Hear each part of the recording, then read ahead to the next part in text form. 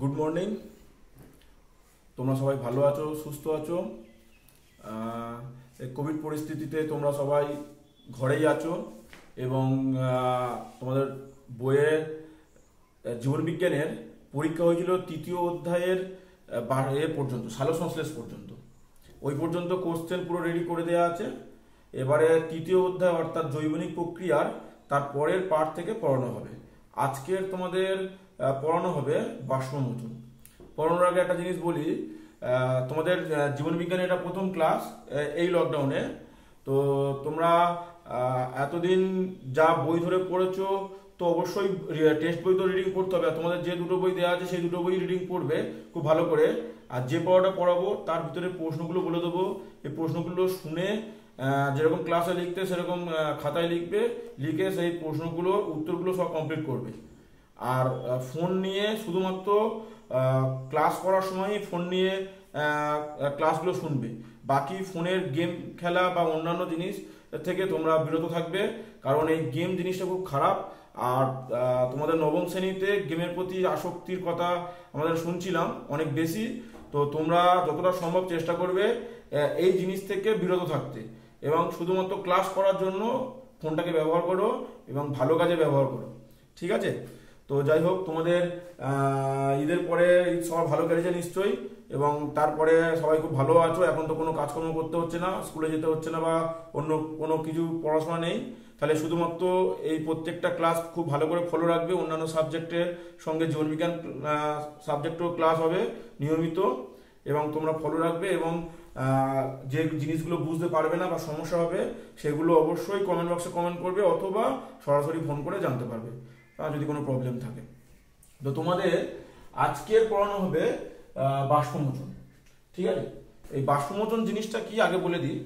বাষ্পমোচন, ধরো আমি আগে একটা ইন্ট্রোডাকশন দিই।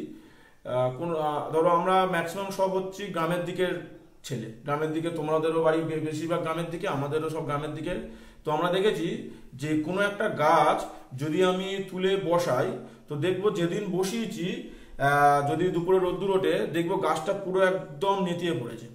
দেখেছো তো তোমরা অবশ্যই, যে একটা গাছ যদি এক জায়গা থেকে তুলে যদি আরেক জায়গায় বসাও বা কোথাও থেকে একটা চারা কিনে আনলে, এনে যে চারাটা পুরো শিকড় উবড়ানো চারা, টপ সমেত চারা নয়, একটা উপড়ানো চারা তুমি এনে ধরো ঢেঁড়স, টমেটো গাছ বা লাউ গাছ যেগুলো যেভাবে বসায়, এই গাছটা বসালে দেখবে, ধরো যদি আজকে বসাও বা কাল বিকালে বসিয়েছো, দেখবে আজকে দুপুরে রোদ্দুর উঠলে গাছটা পুরো নেতিয়ে পড়ে। তো এই জিনিসটা কি জন্য হচ্ছে? এইটাই হচ্ছে বাষ্পমোচনের ফলে। মানে বাষ্পমোচন জিনিসটা কি না, উদ্ভিদ তার সে যে পরিমাণ জলটা তার মূল্যমের দ্বারা মাটি থেকে শোষণ করে, মাটির কৈশিক জল বলে এটা, যে জলটা শোষণ করে তার 90% জল বাষ্পাকারে দেহের বাইরে বেরিয়ে যায়। এবার ধরো একটা নতুন গাছ এনে যদি তুমি বসাও, তখন সে কি করবে? সে তো তার মূল্যমগুলোকে এখন মাটির ভিতর ছড়াতে পারেনি, তাহলে তার শরীরে যে জলটা ছিল সেই জলটারই বেশিরভাগ জলটা রোদ্দুরের জন্য বা অন্যান্য কারণে বাষ্পাকারে বেরিয়ে যাবে। তাহলে তার শরীরের মধ্যে একটা জলের ঘাটতি হবে, তার ফলে কি হবে না, উদ্ভিদটা নেতিয়ে পড়ছে। তাহলে এই হচ্ছে ব্যাপারটা। তো মোটামুটি তাহলে বুঝতে পারছো। তাহলে এবারে সরাসরি পড়াতে আসা যাক। তাহলে বাষ্পমোচন কি সংজ্ঞা হিসেবে যদি আমরা বলি, বাষ্পমোচন হচ্ছে যে শারীরবৃত্তীয় প্রক্রিয়ায়, তাহলে শারীরবৃত্তীয় প্রক্রিয়া কেন? কারণ উদ্ভিদের শরীরে এটা হয়। তাহলে যে শারীরবৃত্তীয় প্রক্রিয়ায় কোনো উদ্ভিদ তার মূল্যম থেকে শোষিত জলের প্রয়োজনের অতিরিক্ত অংশ, মানে সে ধরো যে জলটা শোষণ করছে তার যদি 100% জল শোষণ করে, তার শরীরের 10% প্রয়োজন হচ্ছে, 90% প্রয়োজনের অতিরিক্ত। তাহলে কি বললাম সংজ্ঞাটায়? না, কোনো যে শারীরবৃত্তীয় প্রক্রিয়ায় কোনো উদ্ভিদ তার মূল্যম দ্বারা শোষিত জলের প্রয়োজনের অতিরিক্ত জল বাষ্পাকারে দেহের বাইরে বের করে দেয়, তাকে বাষ্পমোচন বলে, ঠিক আছে? তাহলে দেহের বাইরে যখন বের করছে তখন কিন্তু সরাসরি জল হিসেবে বের করছে না, বাষ্পাকারে বের করে দিচ্ছে। তাহলে এটা গেল বাষ্পমোচন। তাহলে খুব ভালো করে বাষ্পমোচনের সংজ্ঞাটা পড়বে। এটা পরীক্ষায় পড়ে 2 নম্বরের প্রশ্ন পড়ে বা 1 নম্বরে করতে পারে। তাহলে ভালোভাবে লিখবে যে যে শারীরবৃত্তীয় প্রক্রিয়ায় বা যে জৈবনিক প্রক্রিয়ায় কোনো উদ্ভিদ তার মূল্যম দ্বারা শোষিত জলের প্রয়োজনের অতিরিক্ত অংশ বাষ্পাকারে দেহের বাইরে বের করে দেয়, তাকে বলা হচ্ছে কি বাষ্পমোচন। আচ্ছা, এটা গেল সংজ্ঞা। এবার দেখো, এই বাষ্পমোচনের সঙ্গে আরেকটা পার্ট লিঙ্ক আছে, সেটা হচ্ছে বাষ্পীভবন। বাষ্পীভবনটা কি না বাষ্পীভবন হচ্ছে একটা প্রক্রিয়া, এটা জৈবনিক নয়, এটা তোমার এমনি সাধারণ প্রক্রিয়া হতে পারে, যে প্রক্রিয়ায় কোনো পদার্থের উপর দিয়ে বা কোনো মানে যে কোনো পদার্থের উপর দিয়ে উপরিভাগের অংশ থেকে জল বাষ্পাকারে বেরিয়ে যায়, তাকে বাষ্পীভবন বলে। মানে বাষ্পমোচনটা শুধুমাত্র উদ্ভিদের দেহে ঘটবে, আর বাষ্পীভবনটা এটা হচ্ছে তোমার জলের উপর হতে পারে বা জলীয় কোনো পদার্থের উপর হতে পারে, শুধু উপরিভাগ থেকে জলটা বাষ্পাকারে বেরিয়ে যাবে, এইটা হচ্ছে বাষ্পীভবন।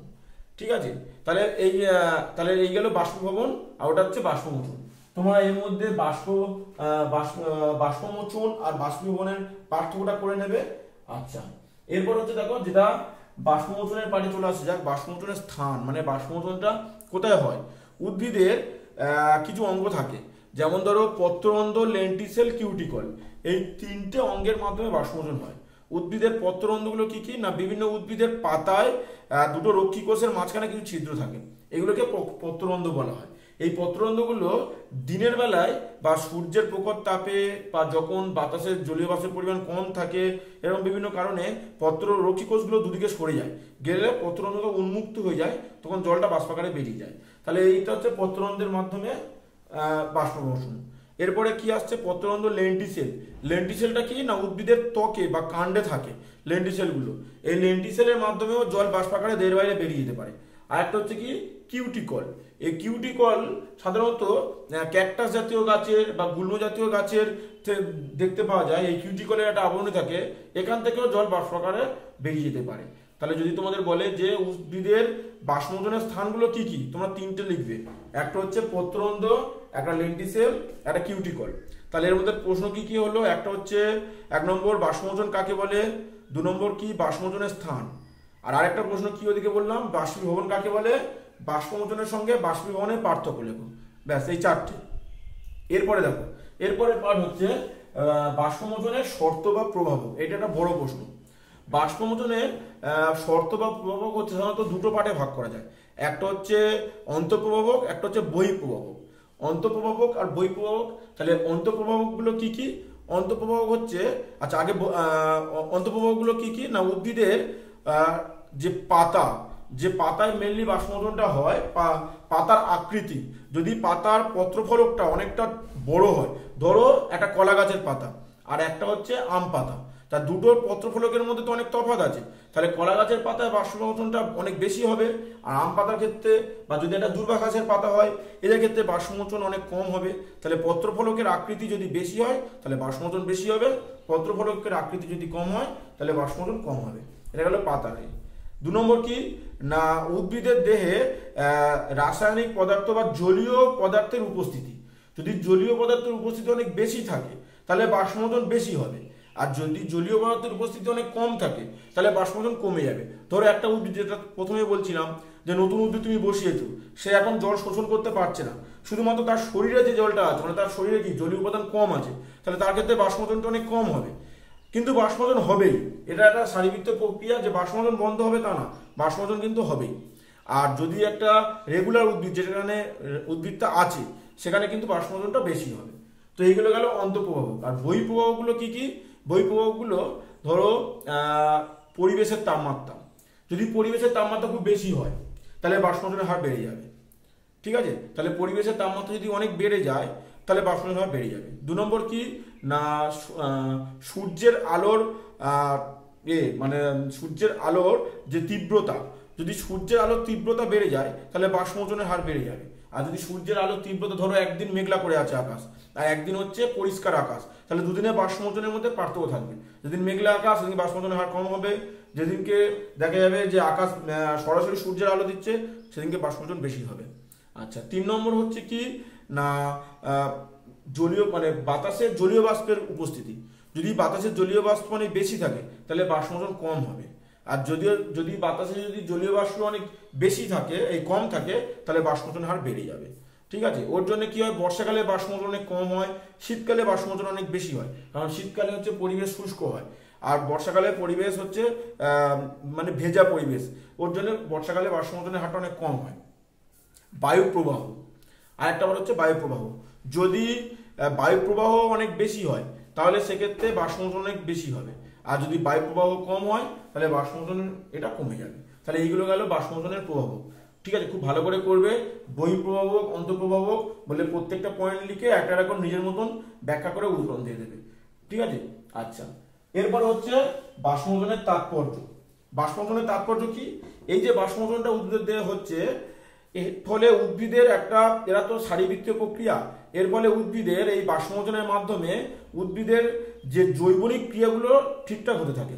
যদি না বাষ্পমোচন হতো তাহলে বাষ্পমোচন টান বা প্রসারণ টান হতো না। মানে রসের উৎস তোমরা এর আগে পড়েছো যে রসের উৎসতে বাষ্পমোচন হওয়ার ফলে ধরো একটা জলের কণা বেরিয়ে চলে গেল, তার ফলে আরেকটা জলের কণা সেই জায়গাটা চলে আসে এবং এর ফলে একটা বাষ্পমোচন টান বা প্রসারণ টানের সৃষ্টি হয় এবং এইভাবে মূল্যন দ্বারা জল শোষিত হয়। তাহলে যদি না বাষ্পমোচন হতো তাহলে মূল্যন দ্বারা জল শোষিত হতো না। আর যদি না মূল্যন দ্বারা জল শোষিত হতো তাহলে খনিজ লবণ শোষণ হতো না। কারণ আমরা কি জানি যে উদ্ভিদ মাটি থেকে যখন জল শোষণ করে তার মাধ্যমেই খনিজ লবণ বা অন্যান্য খনিজ উপাদান শোষণ করে। তাহলে বাষ্পমোচন যদি না হয় তাহলে মূল্যন দ্বারা জল শোষণ হবে না, খনিজ লবণও শোষণ হবে না। আচ্ছা, আর কি না, এই বাষ্পমোচন যদি না হয় কি হবে না, উদ্ভিদের শরীরে যে জৈবনিক ক্রিয়াগুলো এগুলো সম্ভব হবে না। ওই জন্য কি হয়, বাষ্পমোচনকে বিজ্ঞানী ফর্টিস বলেছেন বাষ্পমোচনকে প্রয়োজনীয় ক্ষতিকারক প্রক্রিয়া। মানে প্রয়োজনীয় আবার ক্ষতিকারক মানে কি, এই বাষ্পমোচনের মাধ্যমে উদ্ভিদের শারীরবৃত্তীয় ক্রিয়াগুলো ঘটছে, খনিজ লবণ জল শোষিত হচ্ছে, মানে এটা কি প্রয়োজন। আর ক্ষতিকারক কি, দেখা যাচ্ছে কোনো একদিন হঠাৎ করে সূর্যের তাপ প্রচুর বেড়ে গেল বা সারাদিন একদম সকাল থেকে সন্ধ্যা পর্যন্ত টানা সূর্য রশ্মি পড়েছে, এর ফলে কি হবে, অনেক সময় দেখা যায় উদ্ভিদের এত পরিমাণে বাষ্পমোচন হয় উদ্ভিদ পুরো নেতিয়ে পড়ে। এই যে উদ্ভিদ নেতিয়ে পড়ছে একে বলা হচ্ছে উইল্টিং বা অবনমন। এটা একটা সব প্রশ্ন পড়ে তোমাদের, উইল্টিং বা অবনমন কি? তোমরা বলবে যে অতিরিক্ত বাষ্পমোচনের ফলে উদ্ভিদের অঙ্গগুলো যে নেতিয়ে পড়ে একে উইল্টিং বা অবনমন বলা হয়। ঠিক আছে, আচ্ছা তাহলে এই যে নেতিয়ে পড়ছে এরপরে যদি আরো বাষ্পমোচন হয় তো উদ্ভিদ একসময় মারা যাবে। তাহলে এই জন্য বাষ্পমোচনকে বলা হচ্ছে প্রয়োজনীয় ক্ষতিকর প্রক্রিয়া। ঠিক আছে, খুব ভালো করে তোমার তাৎপর্যগুলো পড়বে। আর এইগুলো টোটাল বাষ্পমোচন। তাহলে বাষ্পমোচনটা রিডিংটা তোমাদের যার যে বই আছে খুব ভালো করে পড়বে। আর যদি কারোর কোনো সমস্যা থাকে তাহলে অবশ্যই আমাদের জানাবে। আর নেক্সট ক্লাসের জন্য পরবর্তী ইউটিউব ক্লাস ফলো করবে তোমরা।